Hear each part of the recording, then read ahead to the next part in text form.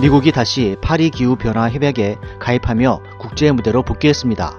46대 조 바이든 미 대통령의 취임식은 TV 시청률에서 트럼프를 앞섰다는 소식입니다. 세계 최대의 코로나 희생자와 확진자를 기록 중인 최강국 미국은 희생자 애도 행사 참석을 시작으로 비장한 새 출발을 전 세계에 알렸습니다. 그런데 이러한 미국의 행보에 중국은 전 트럼프 대통령의 주요 인사 28명을 제재하며 축하해, 그런데 서운한 게 있었어 라며 찬물을 끼얹었습니다. 공자가 태어난 나라라면 이러면 쓰겠나 하는 비판을 불사하고 중국은 중국 강경책을 고수할 바이든 민주정권에 도발하며 맞불을 놓은 것입니다. 그러나 중국의 이러한 외교 기조는 속사정이 있다는 분석이 나옵니다. 시진핑 주석과 그 진영의 심상치 않은 분위기가 감지되고 있다는 것이죠. 시진핑 진영에 어떤 일이 벌어지고 있는지 외신 자료들과 전문가들의 의견을 참고해 공유해볼까 합니다. 영국 데일리 메일 등 언론은 전 세계 대학교, 연구소, 다국적 기업 그리고 정부기관 등에 재직 중인 중국 공산당 195만 명 명단을 공개했습니다. 이 명단은 미국과 유럽, 일본 등 서방 의원들로 구성된 대중국 의회 간 연합체가 익명의 중공, 반체제 인물로부터 입수했다고 전해집니다. 명단에는 이름은 물론하고 민족, 일부는 주소와 연락처까지도 기재되어 있었다고 하는데요. 가히 충격적인 정보입니다.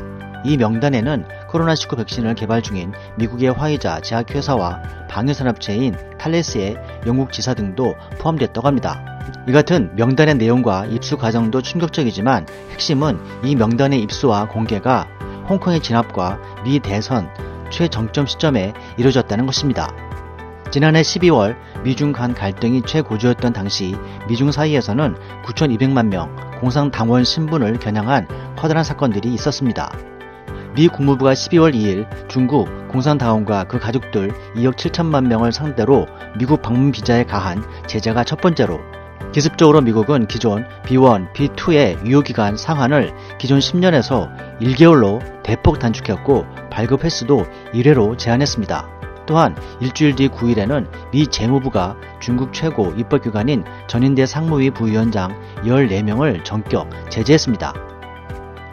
말로만 무성했던 일이 실제 벌어지자 이들과 직계 가족들은 미국 방문 및 미국인과 거래가 하루아침에 금지됐고 미국 내 자산도 등을댔습니다.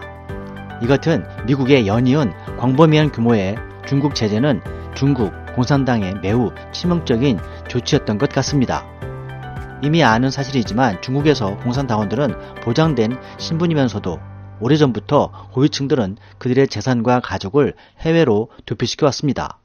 자료에 따르면 공산당은 2014년부터 지방 하급관리들의 여권을 제출받아 보관하는 정책을 확대 시행해왔고 2018년도에는 모든 초, 중, 고 교사들의 여권까지도 몰수했다고 전해지고 있습니다. 하지만 중간급 이상 고위층은 이러한 제약을 덜 받고 있다가 당시 미국의 연이은 기습 공격에 속수무책으로 당했다는 것입니다. 시진핑은 집권 후 미국 트럼프 행정부와 무역 전쟁을 벌이면서 점점 자원 정쟁으로까지 전면적인 갈등으로 치닫고 있었습니다.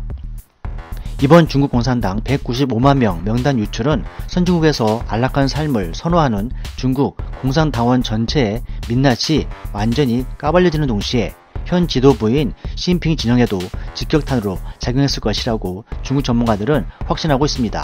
왜냐하면 시진핑이 작심한 듯 한창 부패 척결을 추진 중이던 2018년 10월 홍콩 빈과일보는 시진핑의 가족도 해외 부동산 은닉을 보도했기 때문입니다.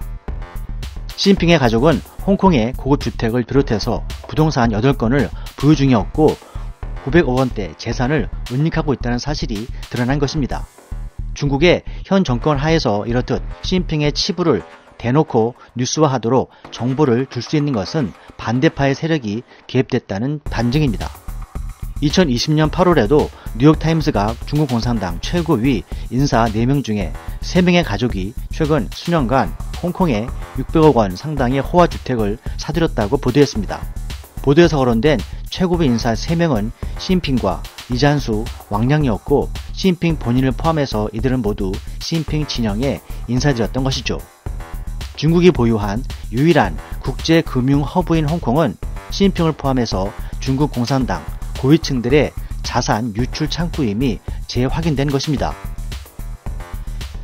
중국 내에서는 당 고위층 가운데 본인이나 가족이 홍콩에 고급주택 한 채 없거나 기업과 금융계 등과 밀접한 관계가 없는 인물은 거의 없다고 말할 정도입니다. 그런데도 시진핑 진영의 명단만 뉴욕타임즈 미국 쪽 보도에서 언급된 것은 마찬가지로 당내 반대파가 정보를 유출했다고 보는 것이 타당하다는 것이죠. 세계 주요 언론들은 이번에 공개된 공산당원 전원은 사실상 크고 작은 중국 정부의 비밀 활동에 연루된 곧 공작원이라고 지적했습니다. 이들의 정체가 만천하에 공개되자 현 시진핑 중국 정부를 옹호하는 신화통신은 기밀 활동들을 영예로운 일로 포장하는 기사를 내기 시작했습니다. 해외에 있는 이들에게 당을 위해 헌신하라 라는 메시지를 보내는가 하면 중국 안팎의 시진핑 휘하의 공산당원들이 기밀을 관리하지 못하고 유출시킨 데 대해 따른 책임이 현 시진핑 진영으로 돌려지는 것을 막기 위해서 안간힘을 쓰고 있다는 것입니다. 195만 명의 명단은 중공 반체제 인사를 통해서 입수됐다고 했지만 이 정도의 기밀 자료는 내부의 인물의 협정 아니면 입수가 불가능하다는 게 전문가들의 중론입니다.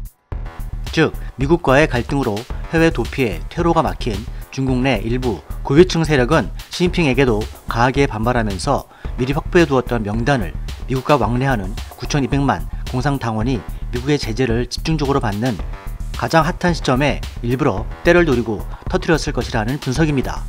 이렇듯 중국 정부의 근간이 되는 핵심 세력 자체를 흔드는 1급 비밀을 소위 적군 진영에 제공했다는 것은 그만큼 심각한 중국 내부의 갈등을 보여주는 것입니다.